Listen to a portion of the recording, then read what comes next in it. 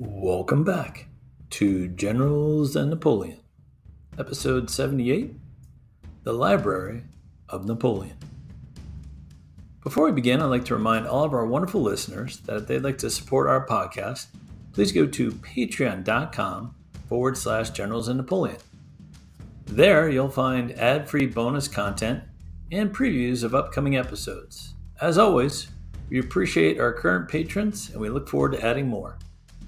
If you'd like to support our podcast in other ways, please go to YouTube, find our podcast, and hit the subscribe button.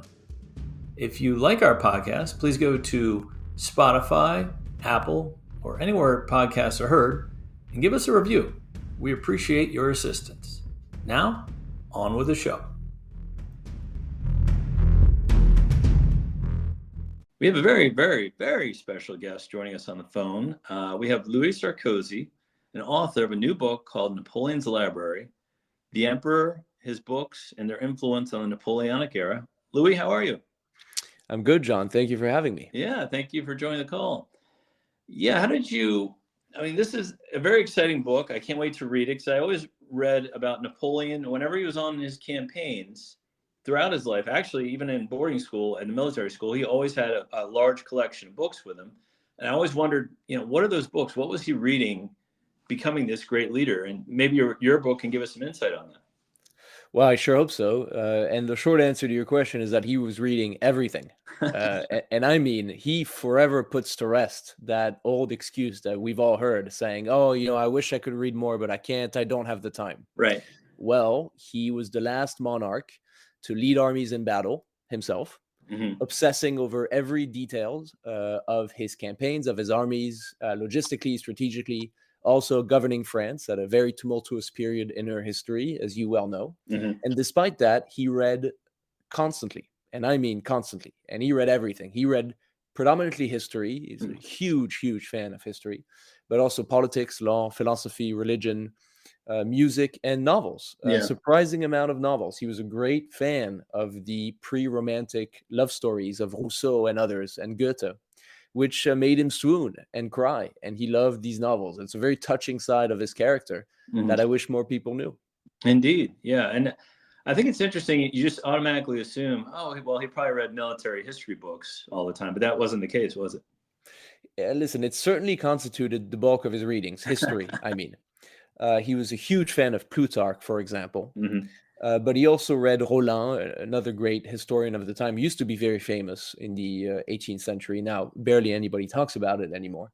But no, he read also books on botany and on agriculture and on music. I mean, this incredibly varied reading. And you're completely right in pointing out that he always carried, during his campaigns, campaign libraries. So specifically built really just large chests and boxes, which with specifically binded books that fit into them.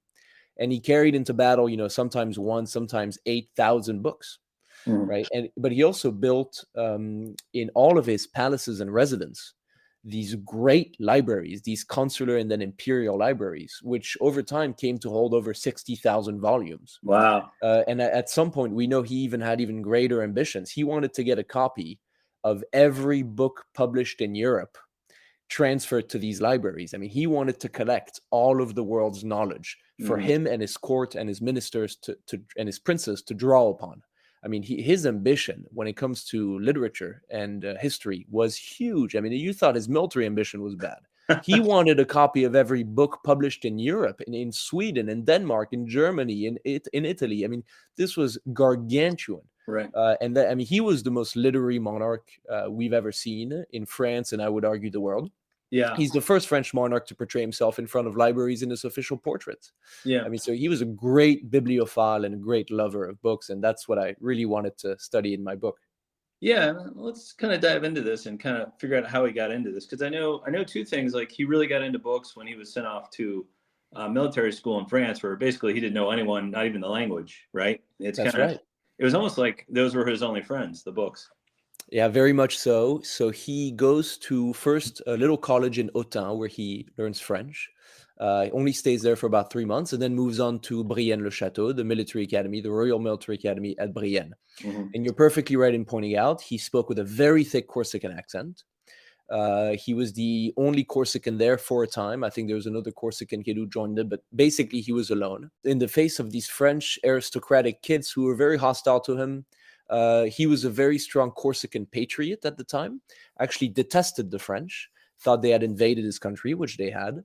So a huge fan of Pascal Paoli, the great hero of Corsican independence. Yeah, exactly. So that did not exactly endear him to the French aristocratic kids he was at school with. Right. He also had a different skin color. They said he had an olive skin color. And his mother was the subject of rumors about her alleged infidelity to the Comte de Marbeuf, the governor of Corsica. Yeah. So all of this creates sort of this perfect cocktail in which he's taken apart by the other kids and bullied. Today we would call it bullying. And so what does he do? He falls into books and they never leave him. And he reads voraciously, starting at that point, perhaps a little before, but really starting at the point. And then that love really never leaves him.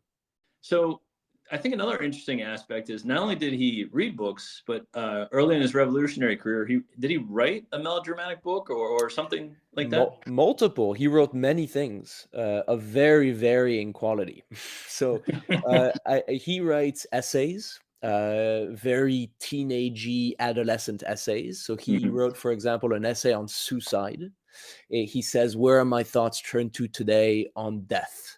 And about how horrible his life is and how emotional he is and how next time he walks by a carriage, he quotes, might not want to get out of its way. I mean, very weird, some melodramatic, hormone-fueled adolescent writing. Right. He writes a little essay about the time he lost his virginity. He finds this woman in the street, a prostitute at the Palais Royal. He goes up to her and he bombards her in typical Napoleonic style. But what are you doing here? Why do you do this job? Who has done this to you? Why don't you want to get a better job? And she has to tell him, "Sir, don't you want to move on to something?" And he just bombards her with questions. I mean, he was such an awkward guy, especially with women. And then he writes some short stories.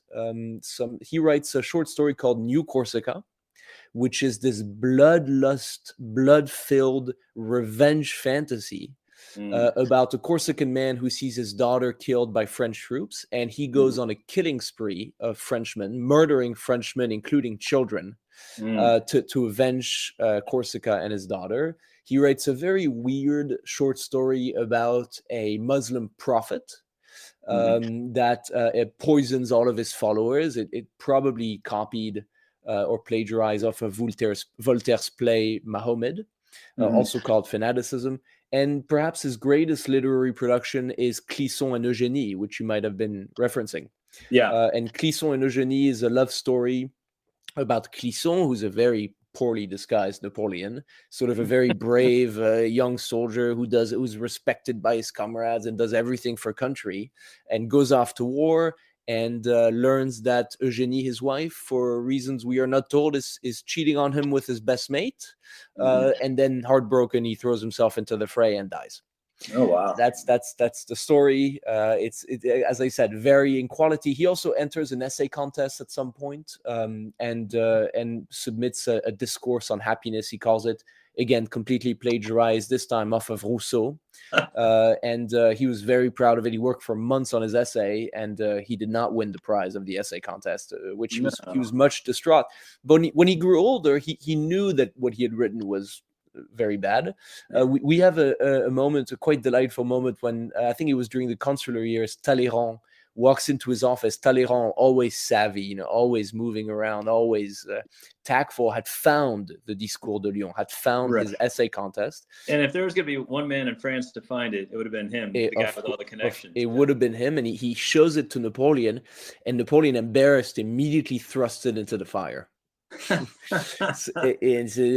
say a word about this, Right. So he knew that his writing was not the best.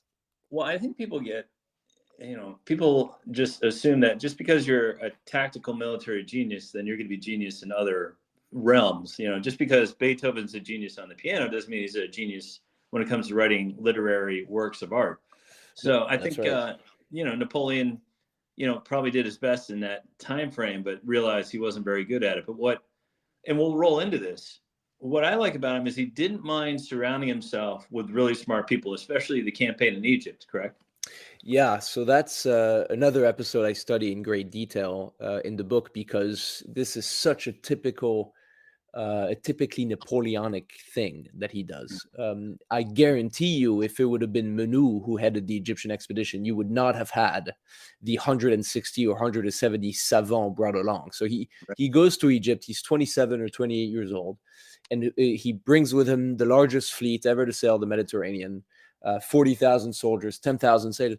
And who does he also bring along? He brings along balloonists and cartographers and engineers and poets and painters and sculptors and antiquarians and botanists and biologists. I mean, these wonderful scientists that he brings along and creates in Egypt the Institut d'Egypte, the Institute of Egypt, for the purposes of unlocking the country culturally and scientifically. And I mean, their impact is huge. I mean, they pretty much create modern Egyptology. Yeah. Of course, the discovery of the Rosetta Stone leads to the decryption of the hieroglyphs. They pretty much discover archaeology. I mean, so many ventures are born out of this clearly evident wish by him to focus on culture and the arts and literature and the sciences. Right. And what 27-year-old even today would have had the foresight to bring all these other, geniuses along with them? I mean, that's just amazing to me. Yeah, and I can tell you where he probably got the idea. He was a great fan of Plutarch and read Plutarch's Lives religiously, and was also a great fan of Alexander the Great. It was his great hero, Alexander the Great and Julius Caesar. And what had Alexander the Great done when he conquered Egypt? He brought along 100 or so philosophers.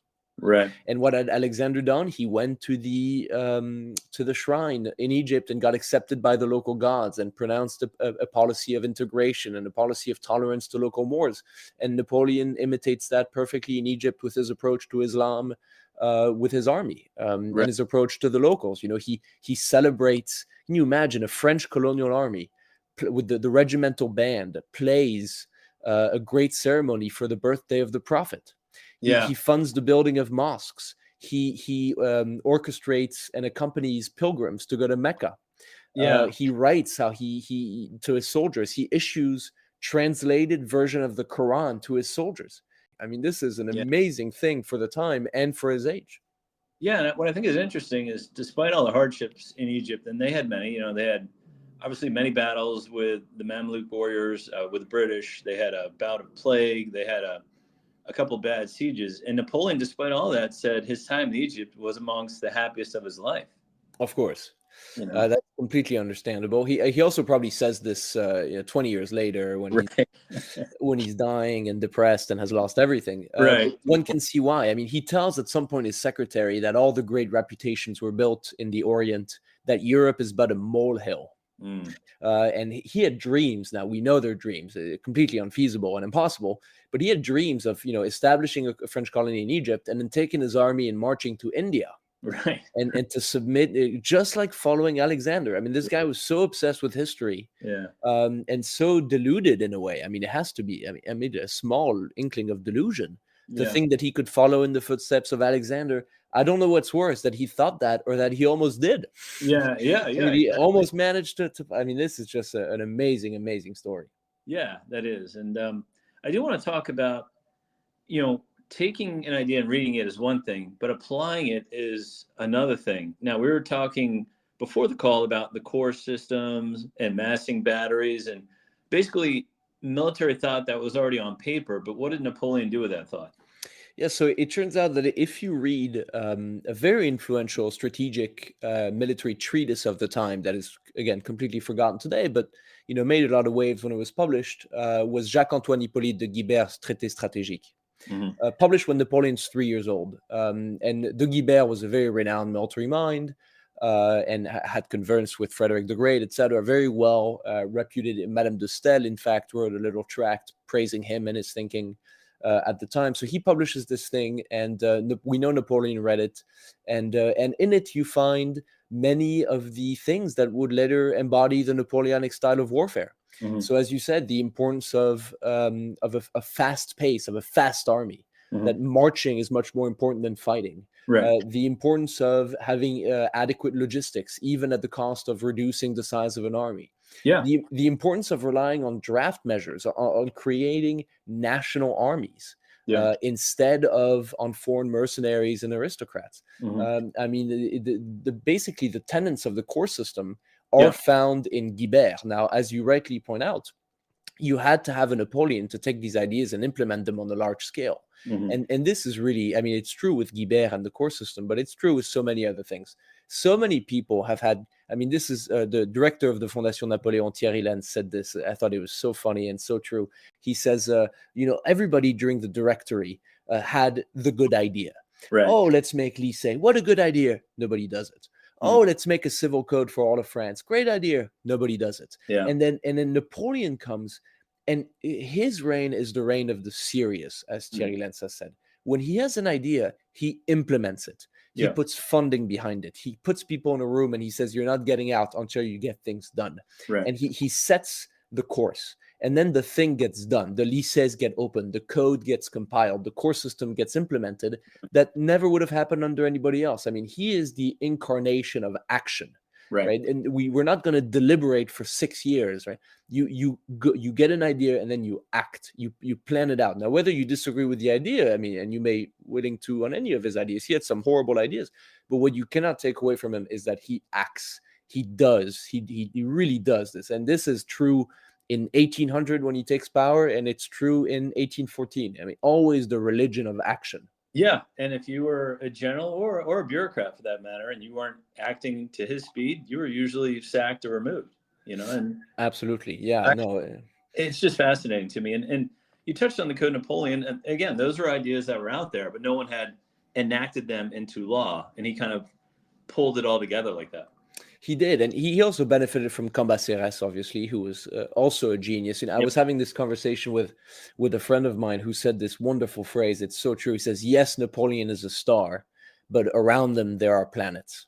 Yeah. And I mean, this was a golden generation. Militarily and in the civil world. I mean, you had geniuses in France operating at around this time. And he really benefited from them. But you're right, of course, he is the great actor. He gets the people in a room. He sponsors Cambacérès. He sits down all the people. He collects all of the books of the different legal traditions in France in the great library of the Conseil d'État. He hires librarians to compile these libraries so that his counselors may have these legal texts to draw upon. And they set to work and they do it. Right. And today, I mean, half of the laws still on the books in France are from the code. Half. Isn't that amazing? In 2023. Yeah, and in other countries too. Of course, in South America. I mean, there are whole schools studying the impact of the Napoleonic Code on South America only. And in other countries in Europe. I mean, this is what's so amazing about him. He was a military genius. Even if it was just military, it would be amazing to study him, and he would take up some pages in the history books. But then you had the political aspects, and you had the civil aspects, and you had the cultural aspects, and you had the intellectual aspect and the literary aspects, and this just keeps on giving. I mean, he was a tornado. I mean, he was a vortex, reforming everything, changing everything, acting on everything. And again, the guy was full of faults. I mean, we can't dodge these questions. I mean, he did mess it all up at the end, but Chateaubriand called him, Chateaubriand, who was not his ally, by the way. Chateaubriand, who was a great opponent of his, called him the greatest breath of life that ever animated human clay. Yeah. I mean, he was just Andrew Roberts calls him the Enlightenment on horseback.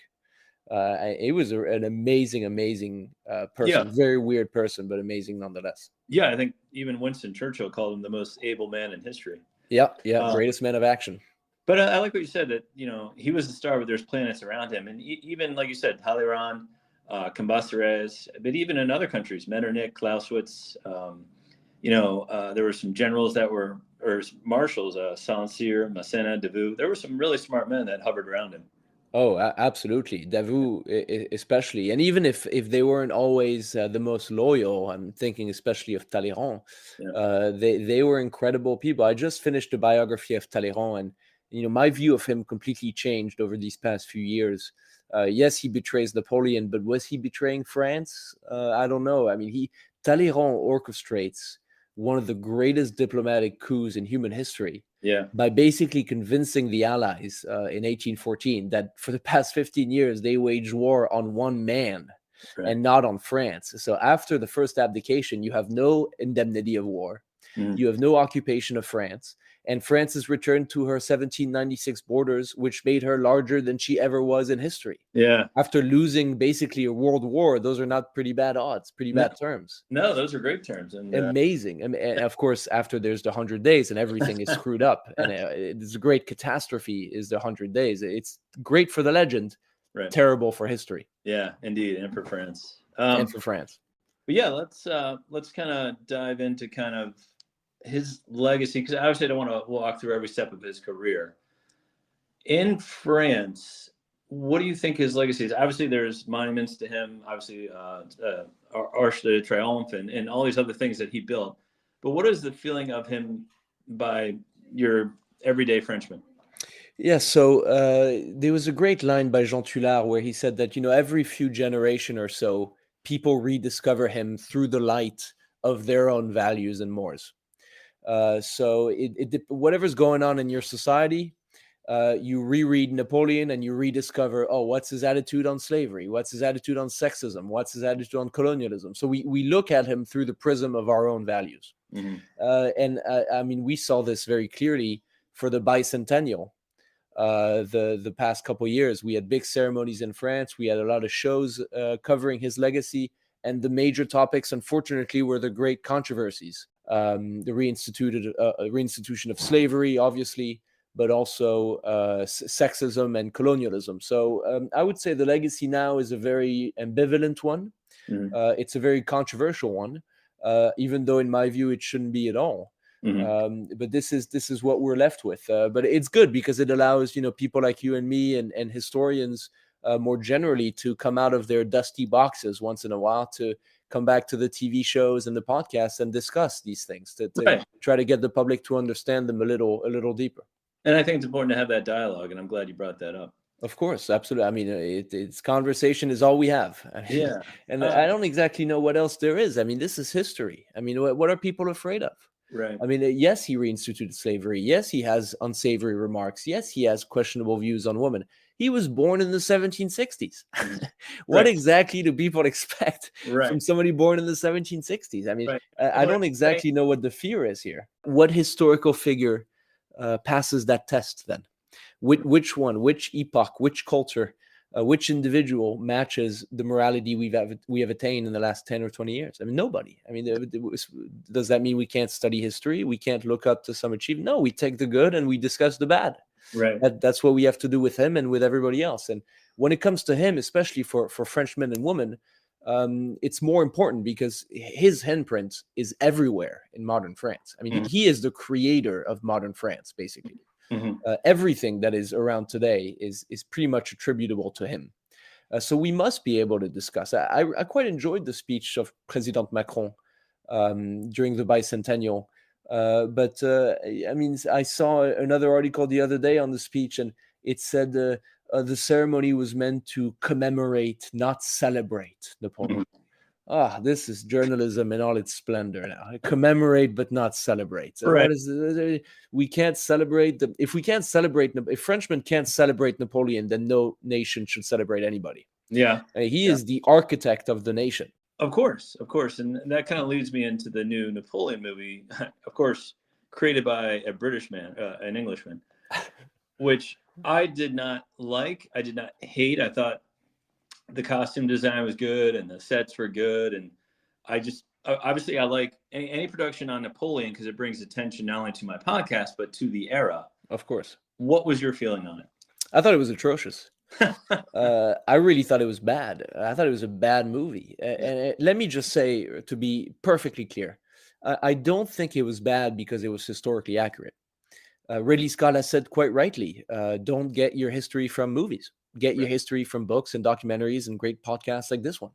I mean, I am perfectly willing to give full artistic license to directors and to movies and to actors. I mean, no problem. I mean, just in Ridley Scott's past productions, Gladiator is full of mistakes.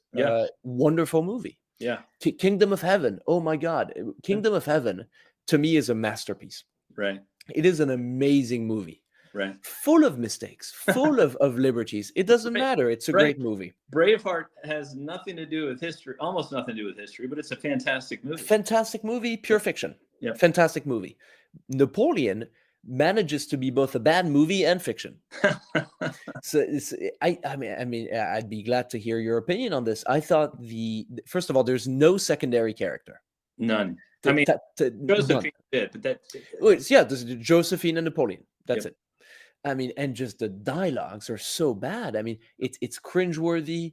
The ridiculous sex scenes. I mean, when he says at dinner, I don't know if you remember this. To me, this was the crowning moment of the movie. He says, "I enjoy my meals. Destiny has brought me this lamb chop." Right. I laughed. What? Destiny has brought me this lamb chop? Right. The greatest man of action in European history, and this is what we have in a $180 million production. Destiny has brought me this lamb chop. Is this a joke? I mean, this is insane. Yeah. I mean, this man was so energetic, so charismatic. He was wooing thousands. I mean, millions of soldiers ran to their deaths in his name because he inspired them so. Josephine was crazy about him. He enthused an entire nation and hypnotized a generation. And we get Destiny brought me this lamb chop. I mean, this is. I thought Phoenix played him very badly. Yeah. And again, I think Phoenix is a great actor, but I think Phoenix himself has said in an interview, I got to the set, I didn't know how to play him. Right. And I think that shows. Napoleon was he's an winner. He can act clearly.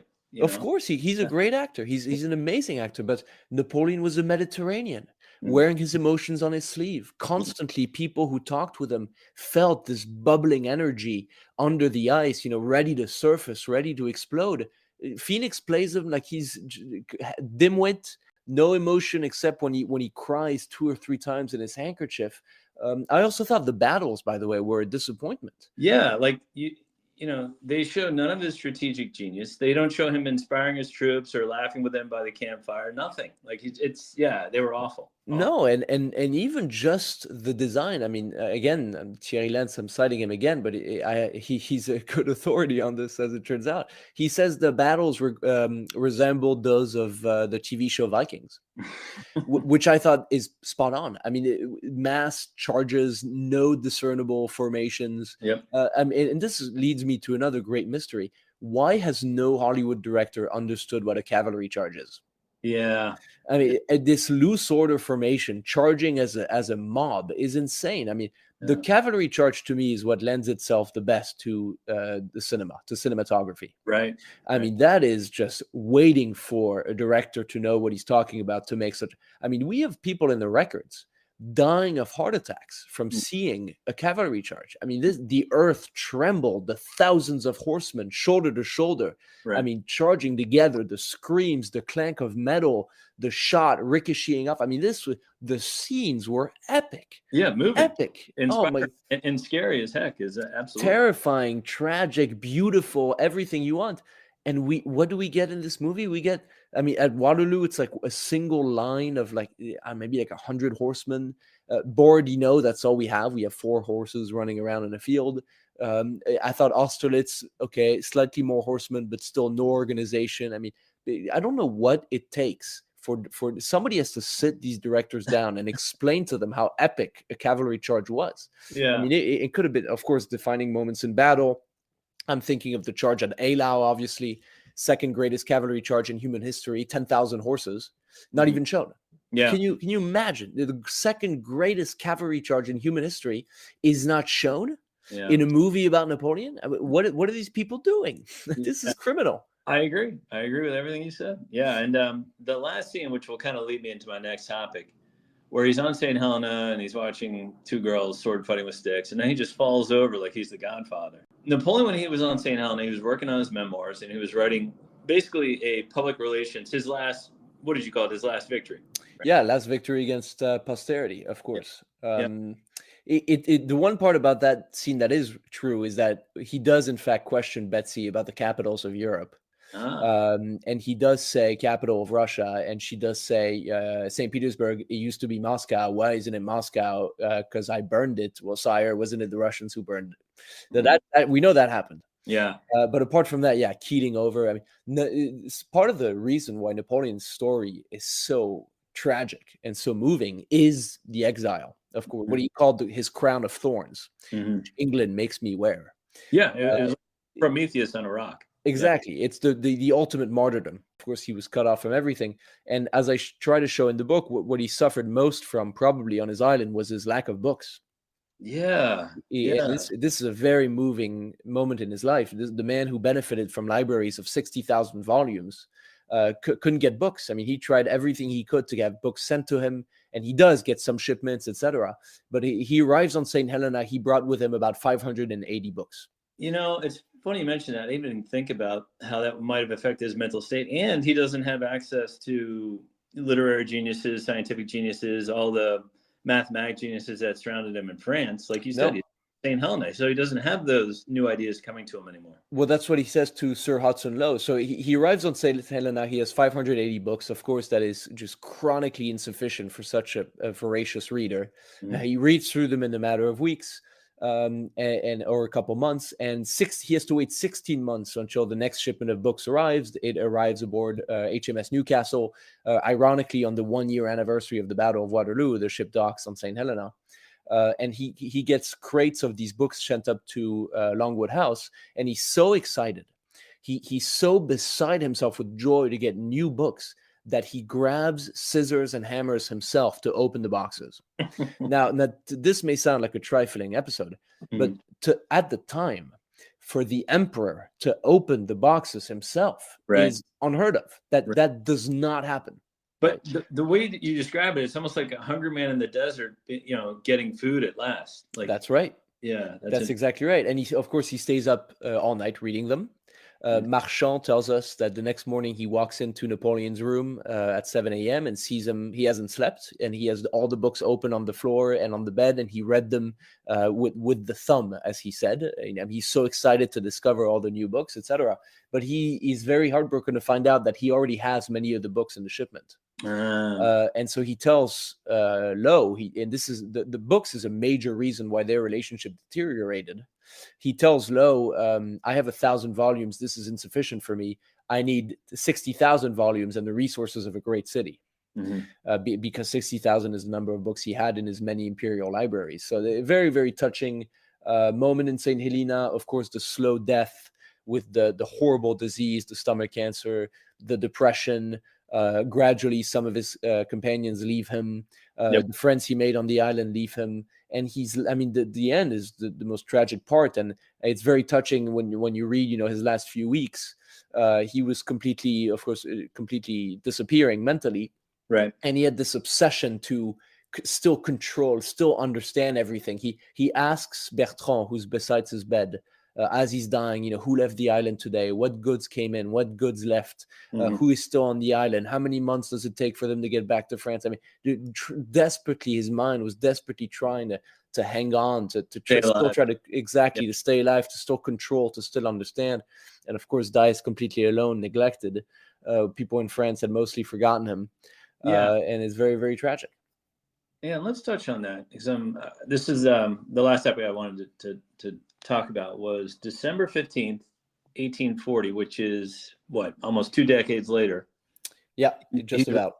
He's returned to France by King Louis Philippe, who's kind of a different ruler than the Bourbons, but his popularity is kind of waning. So he thinks, we'll get Napoleon from St. Helena, we'll give him an official state funeral. Yep.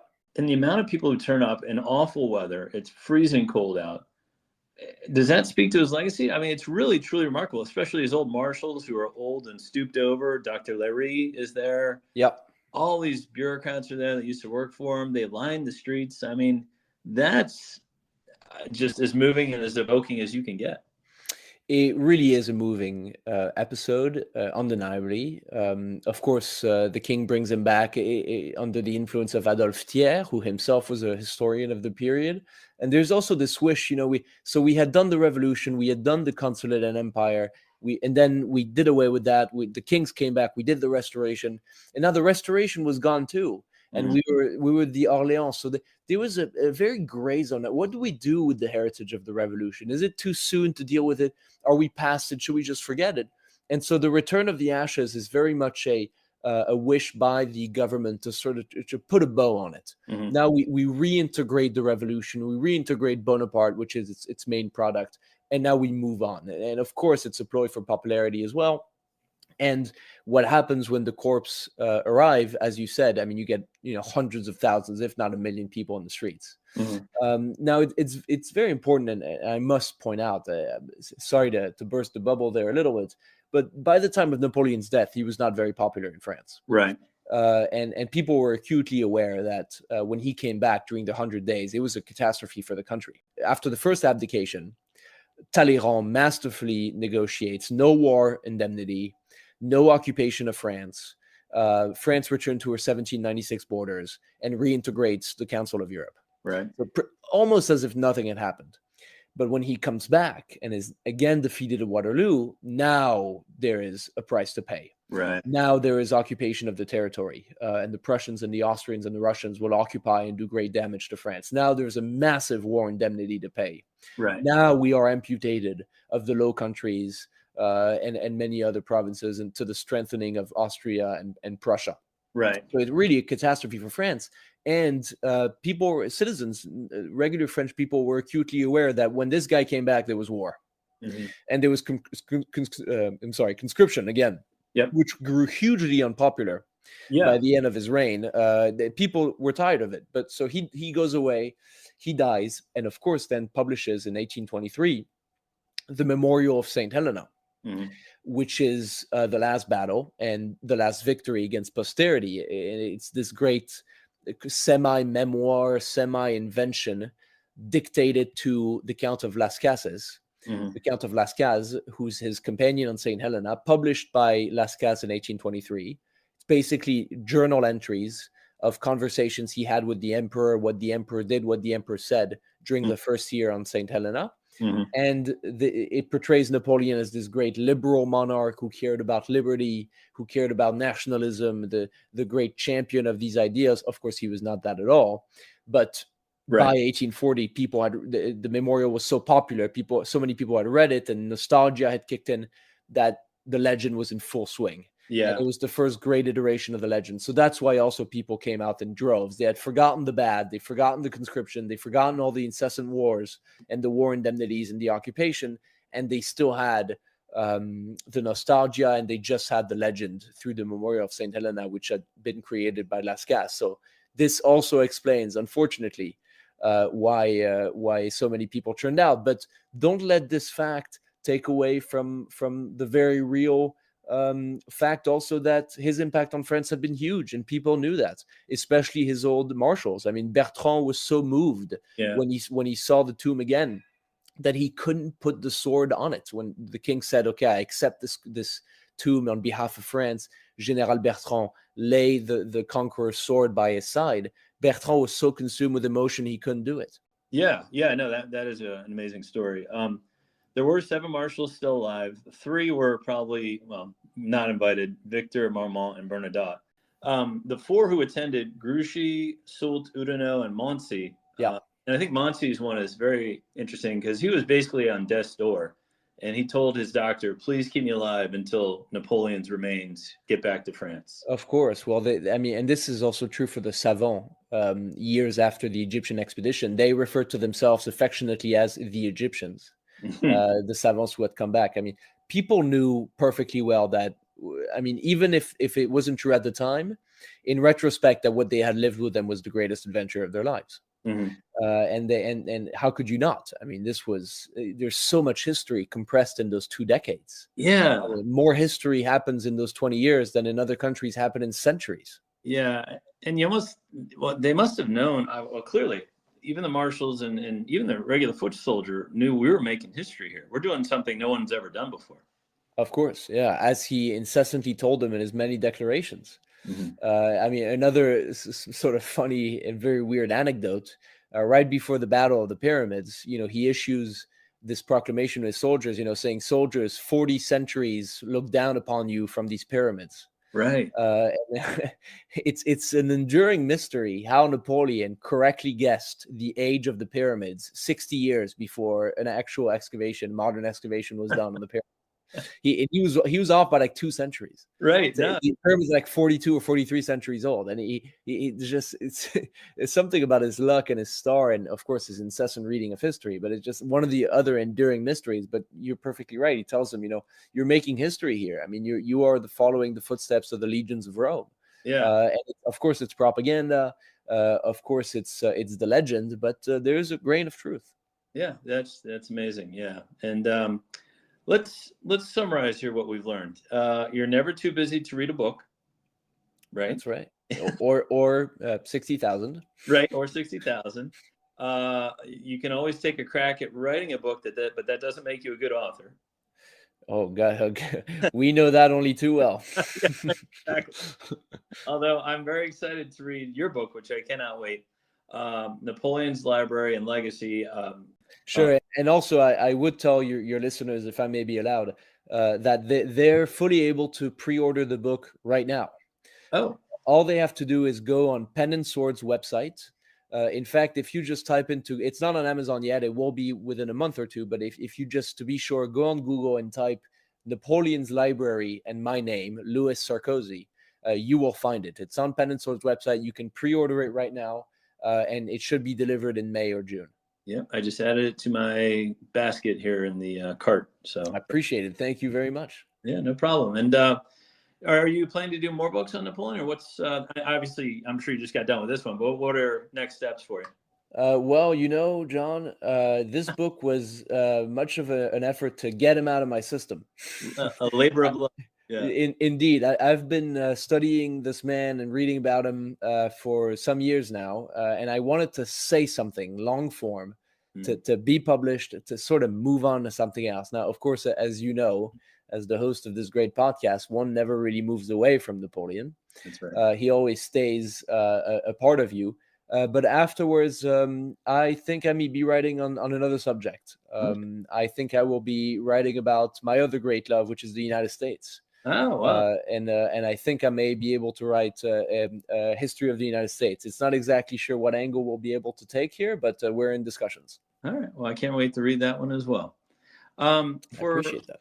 More on Louis, they can find you on Twitter, obviously, because that's how you and I found each other. Is there a website, or should they focus just on Pen and Sword, or what would you like to? Yeah, I mean, I'll encourage people to reach out to my Twitter account, which is Louis Sarkozy. I think the handle is Nap, the first 3 letters of Napoleon, Nap Sarkozy. I also have a website, which is louissarkozy.org, but again, you'll be able to find that on my Twitter. Yeah, so I don't have any social media; it's just a Twitter for the book.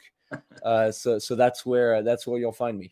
Perfect. Well, I appreciate you coming on the podcast. I learned a lot, and I recommend all my listeners go check out Napoleon's Library by Louis Sarkozy. I appreciate that, John. Thank you so much. It was great to be with you. Thank you for the invitation and the conversation.